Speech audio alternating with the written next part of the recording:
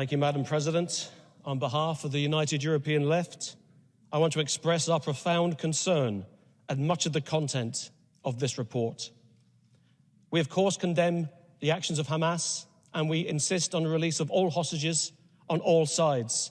But the resolution as currently framed simply does not reflect the horrors of what is happening in occupied Palestine.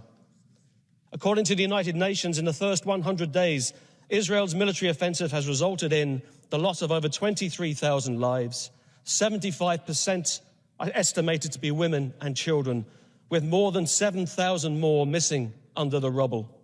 More than 53,000 wounded, over 1,000 children suffering amputations, many of those amputations carried out without anaesthetic. The displacement of over 85% of the population, amounting to 1.9 million civilians. The deliberate massive destruction of Gaza in terms of all of its infrastructure, including hospitals, schools, places of worship, and refugee camps. The lack of water and food leading to starvation, even as we debate this today. And then there is the language used by the leaders of the Israeli government. In October, President Herzog said, "It's an entire nation out there that is responsible. We will fight until we break their backbone." Minister of Defense declared, "Gaza won't return to what it was before. We will eliminate everything." Deputy Speaker of the Knesset, Nissim Vaturi, stated, "Now we all have one common goal, erasing the Gaza Strip from the face of the earth." In the words of the great Jewish writer Gideon Levy, if all of this does not constitute genocide, then what is it? How do we describe it? At the very least, it constitutes collective punishment of the Palestinian people, which is in itself a war crime.